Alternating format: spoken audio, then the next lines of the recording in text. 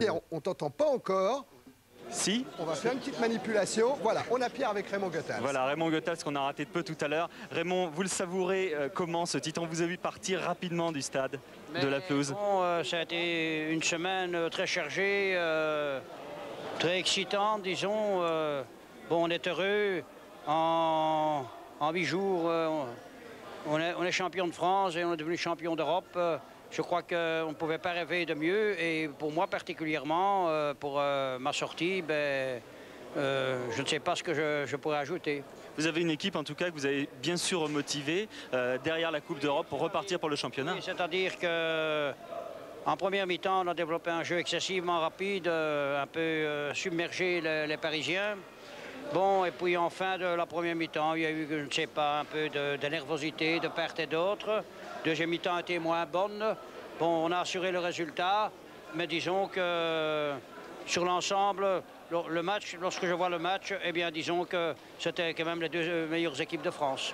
Est-ce que cette équipe de l'OM, finalement, c'est pas grâce à ses vertus, la force, le jeu très quadrillé, que c'est grâce à cela qu'il a réussi? On quadrille bien le terrain, c'est la première chose. Et au surplus, on a une équipe dans les grandes circonstances qui est très dynamique et qui, d'autre part, c'est jouer un résultat. C'est-à-dire il faut toujours un grand enjeu, il faut du monde. Alors on retrouve le grand OM et lorsque le match est facile, alors on se laisse parfois endormir. Vous en avez gagné des trophées. Qu'est-ce qu'il a de différent celui-là, ce double trophée Coupe d'Europe, Championnat de France? Mais bon, le Championnat de France, c'est 3 années que je suis ici, à 3 années que je suis champion de France. Bon, mais quand même, pour l'OM, c'est formidable parce que je pense que c'est le 5e titre consécutif. C'est la première fois que ça se passe. Bon, mais je crois quand même que le plus grand trophée, il a été acquis à Munich contre Milan. Raymond, les vacances maintenant, c'est où? Oui. Maintenant, grand repos parce qu'il faut bien admettre que le dernier mois, le mois de mai, a été chargé même bien, comment je dirais, donc beaucoup de trop à mon avis. Enfin, c'est pas mal au bout. Merci beaucoup, Raymond. Voilà, ça valait le coup quand même d'écouter Raymond Goethals qui pour la dernière fois donc dirigeait l'Olympique de Marseille sur le stade Vélodrome. Bernard Tapie lui a promis la direction de l'équipe lors de la finale de la Coupe intercontinentale. Ça sera le 12 septembre prochain à Tokyo face à l'équipe brésilienne de Sao Paulo. On commence le jour de foot avec les 9 matchs qui nous manquent. Et on débute par Monaco. Monaco, 3e du classement avant cette 37e journée, qui recevait Lyon sous les yeux de Bruno Poulain. J'arrive en fin de contrat. Je suis resté 5 ans entraîneur à l'Olympique Lyonnais. Je crois que c'est une page dans une grande ville, tenir 5 ans, c'est déjà pas mal. Puis après, celle de l'homme, qui est lyonnais depuis toujours, qui a porté le maillot de l'Olympique Lyonnais à l'âge de 8 ans et qui a le cœur qui se resserre dans ces moments-là parce qu'on sait qu'il va falloir quitter un club qu'on aime, des gens qu'on aime et qu'il va falloir tourner une page. Le seul club qui m'a engagé, c'est l'AS Sédic. Mais ils ont beaucoup de monde et ils vont bientôt être en cessation de paiement aussi. Alors j'espère ne pas y rester trop longtemps. Raymond Domenech a quand même gardé son humour, mais il a eu très peur en début de match face à des Monégasques qui avaient besoin d'un point pour assurer leur 3e place. Dès la 3e minute, première frayeur et erreur de marquage, Emmanuel Petit a vu Patrick Revel tout seul, lob presque parfait de l'ancien Toulonnais sur le poteau. 13e minute, superbe exploit technique de Youri Djorkaeff après cette remise de la tête de Klinsmann. Djorkaeff résiste à Laurent Debrosse pour venir battre Christophe Breton. Un ralenti pour apprécier la maîtrise technique de Youri Djorkaeff. 1-0 pour Monaco.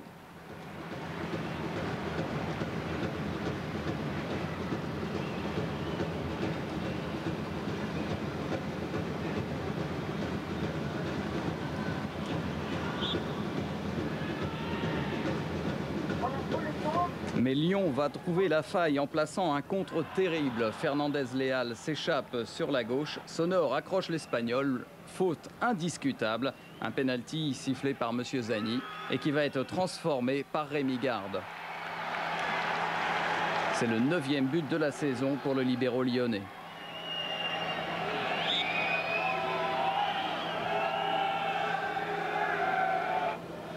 À la mi-temps, un partout. En deuxième période, Lyon et Monaco se neutralisent totalement jusqu'à l'éclair de génie de Youri Djorkaeff. 80e minute, faute anodine de Bruno Edgotti sur Klinsmann, coup franc à 30 mètres et frappe terrible de Djorkaeff dans la lucarne. Son 11e but de la saison est peut-être le plus beau. Mais Djorkaeff ne veut pas s'arrêter en si bon chemin. Ballon récupéré en milieu de terrain, une course, une feinte de corps et un lob génial qui s'écrase sur la barre de Breton. Le score en restera là, 2-1 pour Monaco face à Lyon. Monaco n'aura donc perdu que 2 points cette saison au stade Louis II et a assuré définitivement sa place en Coupe de l'UEFA. Voilà, Monaco qui revient donc au niveau du Paris Saint-Germain au classement, mais les Monégasques ont une moins bonne différence de but. On vous parlait tout à l'heure des demi-finales du championnat de France de rugby. Vous avez peut-être suivi celle de cet après-midi sur Canal avec la très belle victoire de Castres face à Toulon. Bien, sachez que l'autre finaliste, ce sera Grenoble qui a battu après prolongation Agen 21-15. Petite parenthèse refermée, retour à la 37e journée du championnat de France avec un Saint-Étienne-Valenciennes suivi par Denis Balbir. Boro Primorac a des soucis en venant à Geoffroy Guichard. Il est sans Robert et Burruchaga après l'affaire que l'on sait, Glassman-Marseille. Osterver est suspendu. Un corner quand même bien tiré par Fernier. Une tête de Glassman, c'est Pagal qui a sauvé, comme il l'avait fait contre Caen, avec un corner de Gravelaine. Jean-Claude Pagal qui fait une bonne saison. Il est bien placé là au deuxième poteau. Devant Kalman Kovac et Cyprien dégage. Balle en cloche de Castendush. Titi Camara, le Guinéen qui va manquer à Santini en juillet et août. Il sera en Guinée. Eh bien, Camara centre, il trouve Passy complètement démarqué, intérieur du pied. Et c'est un but de Gérald de Passy. Superbe, Camara a levé la tête. Passy pour son 5e but de la saison. Passy privé de Lubo Moravchik, son copain qui est retenu pour Tchécoslovaquie-Roumanie. Regardez cette feinte de Pagal face à Pajot, c'est superbe.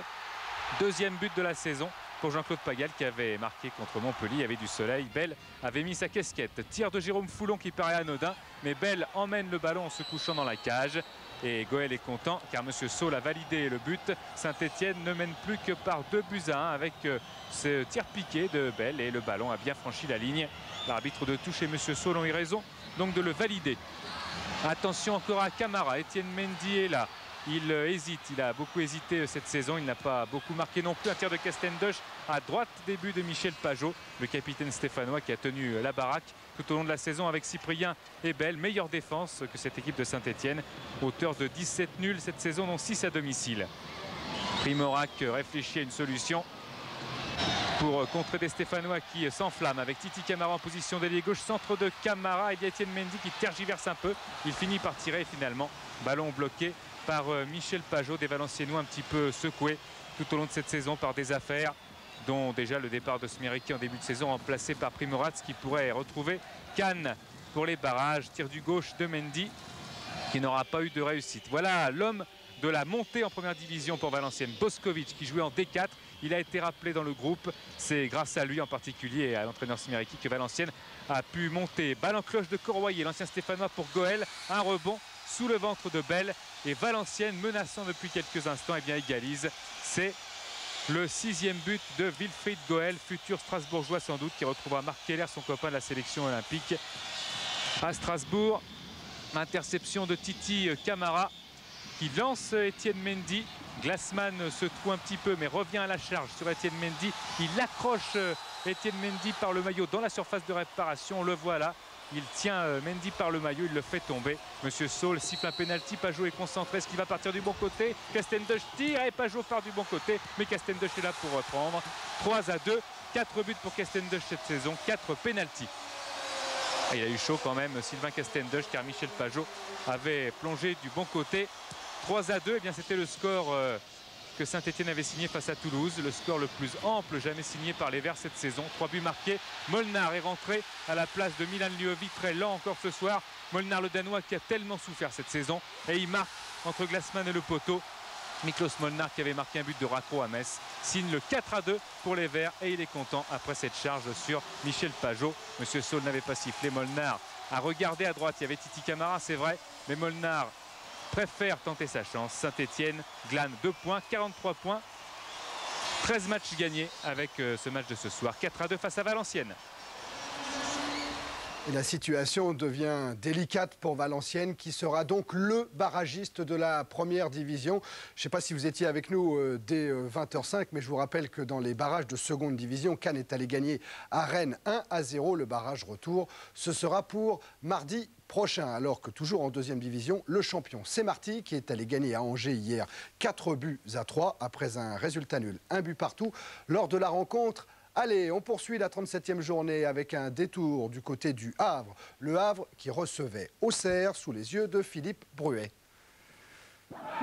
Pierre Mankowski au Havre avait décidé ce soir de reconduire la formation identique que celle qui avait réussi à s'imposer à Toulon. Les Havrais savent qu'ils ont besoin de points en cette fin de championnat et ce sont eux qui se créent donc dans les 10 premières minutes 3 belles occasions successives avec notamment Joël Tilly ici face à Prunier. Tilly qui passe et qui est contré au dernier moment par Verla. Charbonnier avait bien fermé l'angle et sous la pluie, les Havrais continuent toujours du flanc gauche, continuent d'attaquer avec Rio. Le ballon est détourné, c'est pas fini. Il y a à nouveau Joël Tilly qui va reculer face à Prunier. La solution, c'est ça, c'est le lob. Ballon pour Rio et encore une fois de peu à côté. Dans ce match, en fin de première mi-temps, les Auxerrois vont montrer le bout du nez avec Mahé. Remise de Coquard, le but est vide. L'Asland est légèrement en retard, 0-0. On est en deuxième période avec un centre-tir de Gourouli qui, lui, à son tour, avait tenté de lober Charbonnier. Thierry, que l'on va retrouver ici, échappe à Prunier. Arrêt déterminant de Charbonnier, auteur d'une belle claquette. En face, c'est parfois la panique dans la défense du Havre, comme ici. Et Pifto, dans ces cas-là, doit intervenir. Il se fera mal face à Vairua, mais tout rentrera dans l'ordre pour les dernières minutes de jeu. Bruno Roux croit que l'arbitre n'a pas sifflé. En réalité, ce sifflet, comme nous, vous l'avez entendu, Monsieur Harel annule ce but. 0-0. Philippe Mahut jouait ce soir son dernier match au Havre. Dans quelques jours à Nîmes, il disputera son dernier match tout court avant de mettre un terme à sa carrière. Salut Philippe et bravo pour l'ensemble de ta carrière. Auxerre, c'était la 3e meilleure attaque du championnat avec 56 buts marqués. Et bien Auxerre est rentré sans but de ce déplacement au Havre. On poursuit avec un Lens-Toulon capital. Toulon, on en a parlé lors de l'avant-match avec l'interview de Jean-Louis Béringuet. Inquiet par la situation sportive, mais inquiet également par la situation financière. Lens-Toulon, François Pécheux. Lens qui veut fermer la boutique Bollard en beauté et Toulon qui s'accroche désespérément en parois toujours plus lisses de cette queue de classement. Le match s'ouvre sur une interrogation. Comment les Toulonnais ont-ils encaissé le rétrogradage de la DNCG? Bien, c'est les motifs. Regardez, un petit peu trop peut-être. Agression sur Oman Biyik. Et maintenant, c'est crossé sur Boli. C'est spectaculaire, mais tout le monde s'en sortira sans trop de bobos. Bref, ça joue plutôt bien ce soir à Lens, sauf peut-être ici. Jean-Guy Valem hésite un petit peu. Et ça ressemble bientôt à une grosse cagade. Frédéric Mérieux dans le rôle du subtilisateur qui tient bien sur ses cannes. Toulon est peut-être au fond du trou, mais ça ne l'empêche pas de mener 1-0 à la mi-temps. Mérieux au bout d'une vingtaine de minutes de jeu.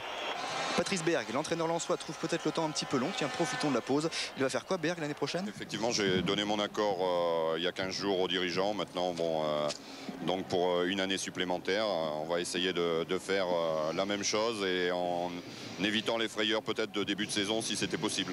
Ouais, s'il joue comme ça, les Lensois, il n'y a pas vraiment de raison de s'inquiéter. Il n'est pas très grand, le petit Boli, mais il a un très bon sprint. Top départ. Sortie de Borelli, ça ne suffit toujours pas pour égaliser. Lens mené à la marque, piqué dans son amour-propre. Lens à l'abordage. Cette fois, c'est El Adaoui qui sert Marc Maufroy. Là, c'est du tout cuit, du sur-mesure. Eh bien non. Il faudra attendre encore un petit peu. La 75e minute exactement pour voir cette récupération. Et Boli qui se bat, qui va très vite et qui frappe fort. Boli voulait un beau final à Bollaert. Ce but est splendide. Le public exulte. Boli ne veut toujours pas dire où il jouera la saison prochaine. En tout cas, il fait un beau cadeau d'adieu à ses supporters. Ce but libère les Lensois. La preuve un peu plus tard, 5 minutes avant la fin. Longue ouverture sur la gauche pour El Adaoui qui redresse. Regardez là comme c'est beau. Contrôle, frappe d'Oman Biyik. Le public explose. Et à force d'insister, donc, Lens s'est payé une belle tranche de foot. Oman Biyik dans ses œuvres. Et Toulon s'incline 2-1. Oh, c'est magnifique. Et nouvelle victoire de Lens, et donc Patrick Berg sera l'entraîneur de Lens la saison prochaine. En ce qui concerne le Havre, je vous rappelle que c'est Guy David qui prendra la responsabilité de l'équipe du HAC la saison prochaine, toujours en première division. Nantes-Toulouse, Nantes qui restait sur une série de matchs sans victoire, et d'un autre côté cette équipe de Toulouse qui ne redoutait plus rien en ce qui concerne le bas du tableau. Toulouse qui venait de gagner 2-0 face aux Girondins de Bordeaux. Mais Nantes doit toujours avoir un œil sur l'Europe. Nantes-Toulouse, Christian Delcourt. À Nantes, on rêve toujours d'Europe. Voici 6 ans que le public de la Beaujoire n'a plus vu son équipe participer à une compétition de ce niveau. Et le temps commence à leur sembler long. Avec la nouvelle génération dirigée par Coco Suodo, ce rêve peut vraiment encore devenir une réalité cette saison avec le championnat ou également la Coupe de France. Le premier tir cadré de la partie est pourtant à l'actif des Toulousains. Bernard Ferrer à l'origine, mais Marot est sur la trajectoire. Réaction pour Nantes, coup franc trop enlevé de Reynald Pedros.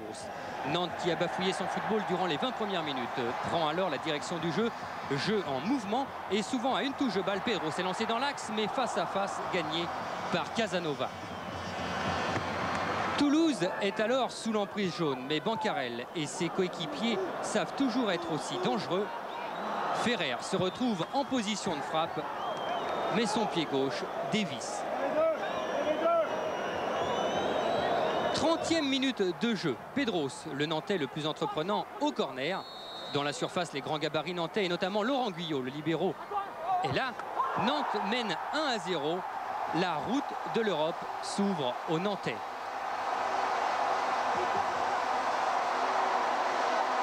Laurent Guyot laissé seul à l'intérieur de la surface. Toulouse réagit de nouveau.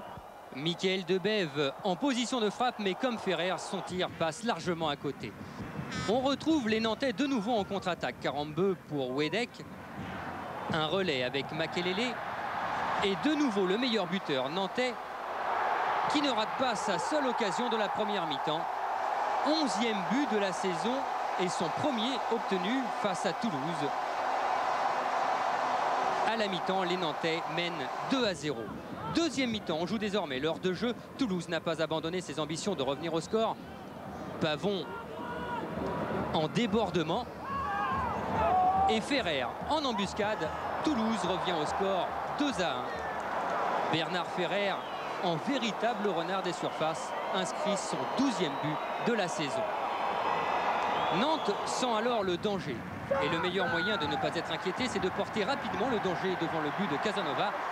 Wedek en position de frappe instantanée, mais la précision fait défaut. Nantes a retrouvé son jeu collectif fait de mouvements, de vivacité et d'improvisation. Endoram et sa technique, Wedek est servi au millimètre. Nantes reprend un peu d'air dans la course à l'Europe.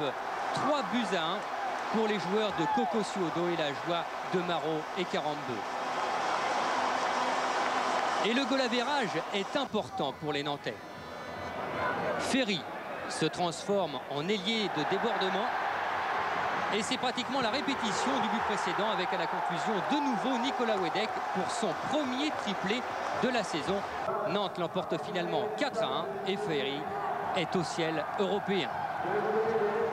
Et je crois que Nicolas Wedek vient de signer le 12e triplé depuis le début de la saison. Nantes, 45 points, avec une différence de but de plus 19. Bordeaux doit faire attention. On va savoir dans quelques instants ce qu'a fait Bordeaux face à Metz. Mais détour du côté de Geoffroy Guichard, où Denis nous attend avec un invité. Il doit s'agir de Cyprien. Oui, Jean-Pierre Cyprien, les Valenciennois étant partis, eh bien, on s'est retourné du côté des Stéphanois qui ont gagné quand même ce match 4-2. L'objectif, Jean-Pierre Cyprien, pour vous qui êtes le symbole de cette équipe stéphanoise en cette fin de saison, vous avez fait une saison remarquable, c'est la Coupe de France maintenant? Bah ouais, hein, maintenant on n'a plus de chance d'être européen en championnat, alors maintenant on va tout donner dimanche contre Nantes. Bien que c'est à 4 heures, il y en a qui n'aiment pas trop le soleil comme Étienne là. Mais bon, on va tout faire pour aller à Paris et essayer de la gagner au final. Comment ça s'est passé cette saison pour vous? On vous a connu au Havre, bon, disons un petit peu rude. On vous a connu à Saint-Etienne un petit peu moins concentré que cette saison. Cette saison a été exceptionnelle. Exceptionnelle, merci, c'est gentil. Mais bon, moi j'ai joué, j'ai fait mes matchs dimanche après dimanche. Et maintenant, depuis l'arrivée de Santini, c'est vrai qu'on a de meilleurs résultats. Et bon, maintenant, il faut confirmer en Coupe de France. Et j'espère que, comme tout Saint-Etienne attend un championnat d'Europe, alors on va essayer d'essayer de gagner dimanche. Voilà, merci Jean-Pierre Cyprien. Dimanche, effectivement, oui Denis, dimanche 6 juin, jour de la fête des mères, Saint-Etienne recevra Nantes pour la demi-finale de la Coupe de France et le Paris Saint-Germain recevra l'équipe de 2e division de Laval. Donc on a vu que Nantes a gagné lors de cette 37e journée, Nantes qui s'accroche à une éventualité pour une place européenne, mais devant Nantes, il y a Bordeaux, bon 4e de ce championnat, Bordeaux toujours invaincu à domicile, Bordeaux qui recevait une équipe de Metz qui n'avait gagné que 2 fois en déplacement depuis le début de la saison. Bordeaux-Metz avec Éric Bénard. Et Roland Courbis avait demandé à ses joueurs de penser à bien jouer, à se libérer. Surtout, l'enjeu était important. Message reçu. 6e minute, faute de Terrier sur Valdéhir et coup franc tiré par Zidane. Frappe parfaitement travaillée qui contourne le mur. Flucklinger est battu 1-0 pour Bordeaux. Le 9e but de la saison pour Zinedine Zidane. On va revoir tout ça au ralenti. Le 10e même si on compte la Coupe de France. Et 14 minutes plus tard, nouveau coup franc. Cette fois, c'est Crossi qui le tire. Arrêt réflexe de Flucklinger, mais à suivre un corner. Flucklinger trop court, tête de Dugarry. Et 2-0 pour les Girondins de Bordeaux qui dominent, c'est vrai, 5e but de la saison pour Christophe Dugarry. Pas de chance pour Flucklinger, c'est Huisman, son coéquipier, qui prolonge de la tête pour Dugarry. Côté messin, on se hasarde de temps en temps à de timides contre-attaques. Zitelli faisait son retour ce soir. Et là, regardez, arrêt, réflexe de Sens. Avec des arrêts comme ça, il y a de quoi rassurer. Enfin, pas tout le monde.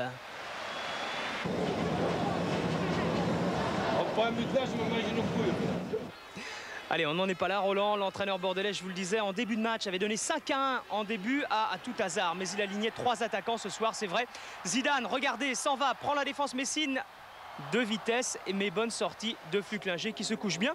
2-0, c'est le score à la mi-temps, alors que la pluie redouble. Il a fait très très chaud aujourd'hui à Bordeaux, raison pour laquelle peut-être il n'y avait que 12 000 personnes. Tout le monde était sur le bassin. C'est à tort, parce que Bordeaux continue d'attaquer en début de seconde période. Témoin, cette frappe de Marquet détournée.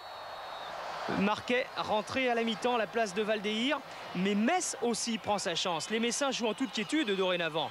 Coup franc de Zitelli pour Chanlot qui lève la tête.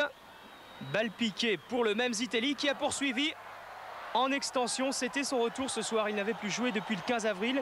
But important dans la course à l'Europe parce que Nantes n'était qu'à 1 point avant cette journée. Regardez, extension, pied gauche. Et heureusement, Courbis n'avait rien promis cette fois. Mais le plus surprenant, c'est que Bordeaux ne réagit pas. Chanlot, toujours à l'attaque, rentre dans la surface de réparation. Chanlot accroché, mais Monsieur Colombo, l'arbitre, ne dit rien. Et voilà une action qui aurait pu changer le cours du match. Regardez, Chanlot accroché. Cette fois, c'est à Bordeaux de procéder par contre. Avec Zidane, encore ici, qui fixe la défense avant de donner pour Marquet. Mais il y avait hors-jeu, le juge de touche avait levé son drapeau. Dommage parce que les Girondins tiennent jusqu'à se chalouper de Chanlot à 1 minute de la fin. Technique extraordinaire que Chanlot.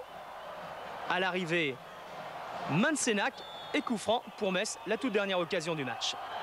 Coup franc tiré par Lang. Sur la transversale, sueur froide pour les Girondins, mais la victoire est là pour ce dernier match de la saison 92-93 à l'Escure. Encore une victoire à Lyon la semaine prochaine, ou peut-être un nul, tout dépendra de Nantes d'ailleurs, et Bordeaux retrouvera l'Europe. Ce serait une belle victoire pour Courbis, ovationné par le public après le match avec tous les joueurs et avec Nicolas, la mascotte des Girondins.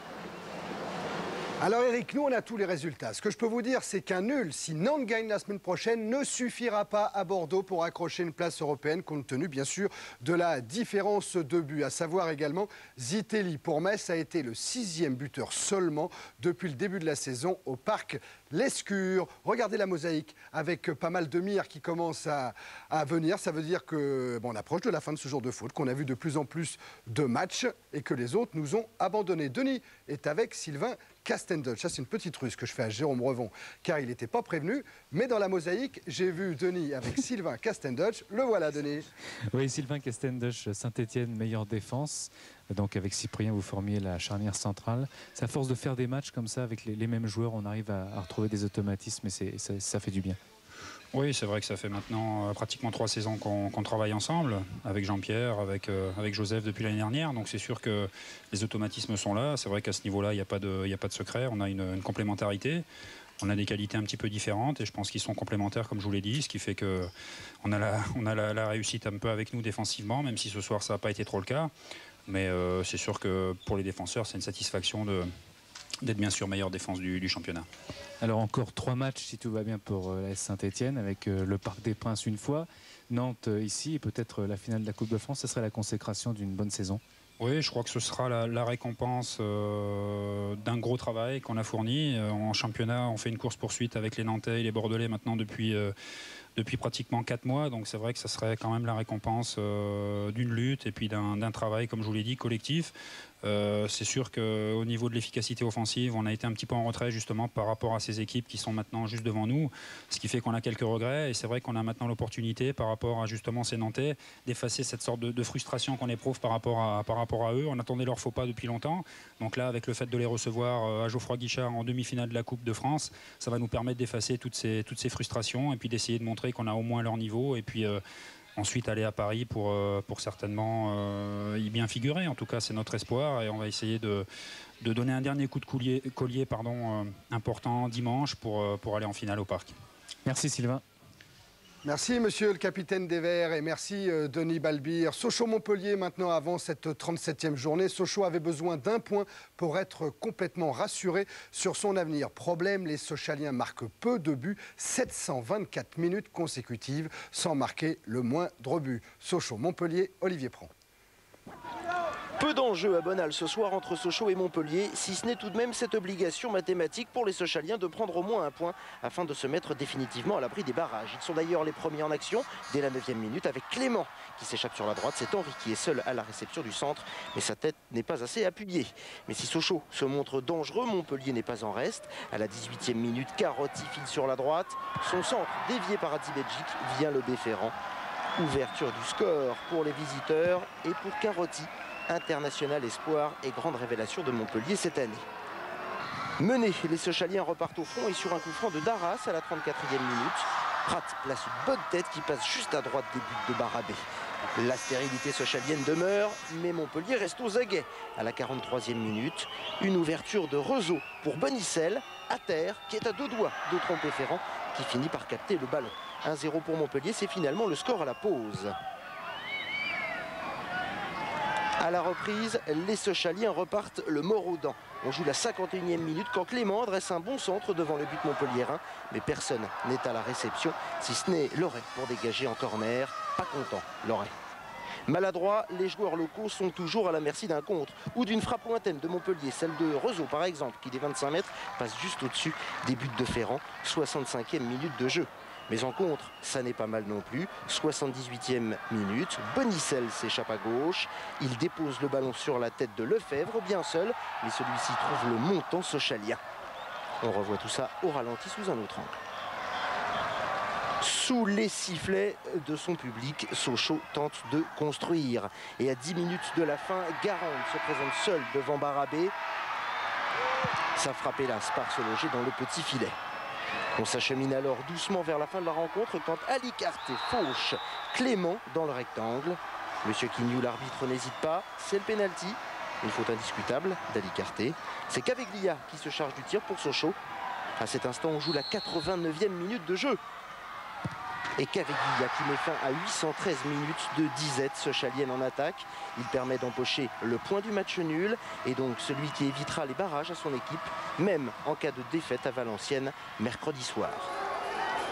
Ouais, mais Sylvester Takak sait qu'il va lui falloir travailler ses attaquants pour la saison prochaine. Si vous nous avez bien suivis, vous savez que Valenciennes a perdu à Saint-Etienne. Donc, vous savez que si Lille prend au moins un point à Nîmes, Lille assure définitivement son maintien en première division. On va voir tout ça au stade des Costières, où c'était également la dernière séance en première division pour l'équipe de Michel Mézy cette saison. Pierre-André Lacou.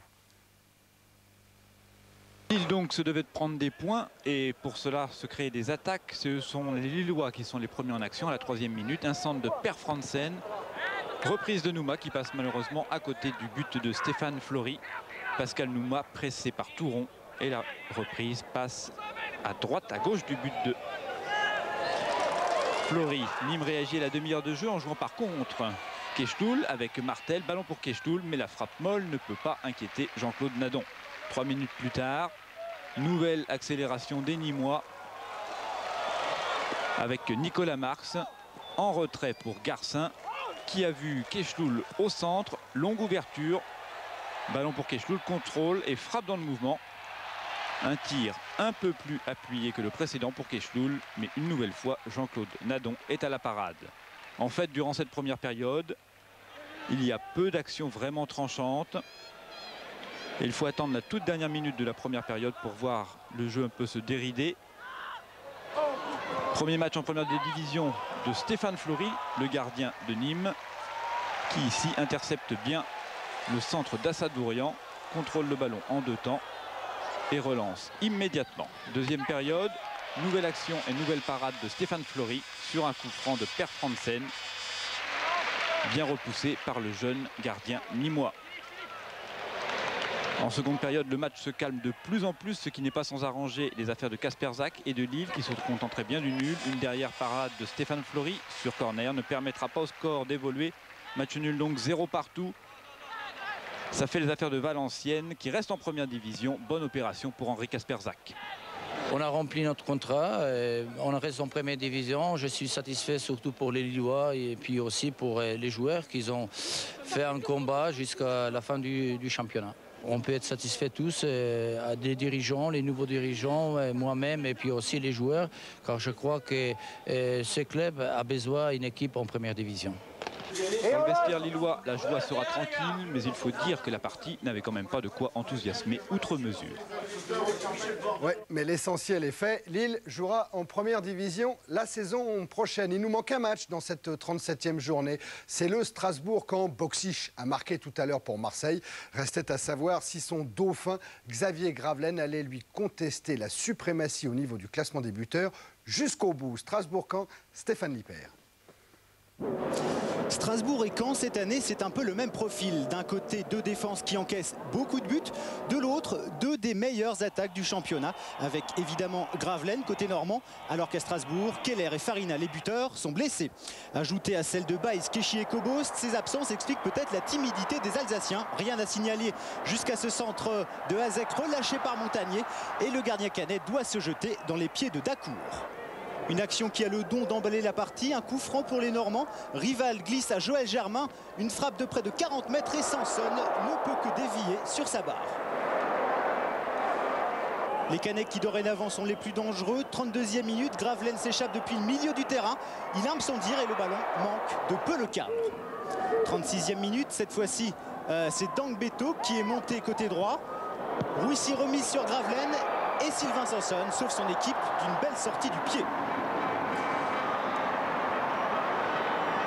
En pleine domination normande, Strasbourg obtient enfin un corner, botté par Hughes. Montagnier est un peu court. Leboeuf récupère le ballon, centre en retrait pour Hazek, dont la frappe passe nettement au-dessus. Sur la contre-attaque, on retrouve Xavier Gravelaine qui aimerait quitter Caen sur une bonne note. Un grand pont sur Hazek. Ensuite à Leboeuf, Gravelaine qui a tout le temps de s'appliquer pour centrer au deuxième poteau. Et au deuxième poteau, il y a 2 devants. Une magnifique reprise de volée. Sanson est battu. 1 but à 0 pour Caen. C'est le 7e but de la saison pour Stéphane Dedeban, qui avait marqué le premier but de sa carrière lors du match aller. 1 à 0. C'est aussi le score à la mi-temps. On a changé de côté, mais Gravelaine est toujours sur l'aile gauche. Un centre dangereux, sauvé en catastrophe par Djetou. Peu à peu, les Alsaciens reprennent le jeu à leur compte. Bouafia s'échappe au cœur de la défense normande. Et il faut une belle détente de Montagnier pour éviter que le défenseur, vous le voyez au ralenti, Christophe Point, marque contre son camp. Il reste maintenant moins de 20 minutes à jouer. Michael Hughes, l'Irlandais du Nord, le plus actif des Strasbourgeois, s'échappe sur l'aile gauche. Il parvient à redresser sa course et Hazek surgit pour l'égalisation. C'est le 2e but du Tchèque cette saison. Il est vrai qu'il a été très longtemps blessé. Au départ, un très bon travail de Michael Hughes. Et Hazek n'a plus qu'à pousser le ballon au fond des filets. On joue maintenant la dernière minute. Gravelaine, encore lui, se faufile dans un mouchoir. Il va marquer? Non, car Sanson est encore là. Score final, 1 but partout. C'est le 3e match nul consécutif à l'extérieur pour les Normands. Quant à Strasbourg, ce résultat lui permet d'achever la saison en beauté. Il est dorénavant assuré de terminer dans les 10 premiers au classement. Une bonne performance pour une équipe issue de 2e division. peut saluer le public de la Méno. Ça y est, vous avez vu les 28 buts inscrits au cours de cette 37e journée du championnat de France de première division. 846 buts ont été inscrits depuis le début de la saison. Charles, est-ce qu'on peut revoir celui, sans doute, qui sera le but de la saison? Oh oui, bien sûr. Bien sûr qu'on peut le revoir. Centre d'Abedi Pelé. Regardez, on vous l'a mis au ralenti. Et tête de Basile Boli. Il était déjà le héros de la saison. Il sera une deuxième fois le héros de la saison. C'est un but qui donne le titre à l'Olympique de Marseille. C'est un but qui a fait lever tout Marseille, qui a certainement dû faire lever tous les abonnés aussi. Et cette image-là, on la gardera un petit peu comme celle de Giresse, peut-être à Séville. Il s'est investi tellement pour son club, il s'est investi tellement pour cette semaine qu'il craque complètement, Basile Boli. Et il joue blessé, sa contracture à la cuisse, elle le tenaille depuis une douzaine de jours. Voilà, la garde noire de Goethals, elle était là. Il n'a jamais été aussi beau, Basile.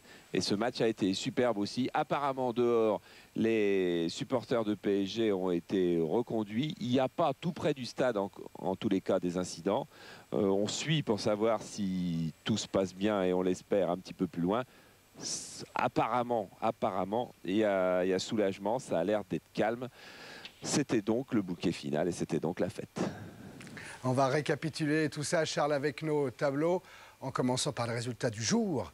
Et donc cette victoire de Marseille. Jérôme, si on peut avoir le petit tableau récapitulatif. La victoire de Marseille, 3-1 face au PSG. Victoire de Bordeaux, de Nantes, de Saint-Etienne, de Lens et de Monaco. Vous le remarquez, aucune victoire à l'extérieur lors de cette 37e journée au classement. Alors là, il y a des choses intéressantes. Premier enseignement, Marseille est le champion de France 92-93. Paris Saint-Germain et Monaco joueront la Coupe de l'UEFA au moins, il faut attendre la Coupe de France pour le PSG. Bordeaux-Nantes sont encore en lutte pour la 3e place. Et dans le bas du tableau, regardez là aussi, il y a des enseignements. Nîmes en D2, on le savait la saison passée. Mais Toulon, aujourd'hui, est également en D2, car la différence de but est de -25 et de -16 pour Valenciennes. Et Valenciennes sera le barragiste avec 3 points de retard aujourd'hui sur Lille. Valenciennes, barragiste. Classement des buteurs, là aussi il y a un enseignement, c'est que Boksic a pris 2 longueurs d'avance sur Gravelaine à une journée de la fin. Boksic peut être successeur de Jean-Pierre Papin. La prochaine journée, le 2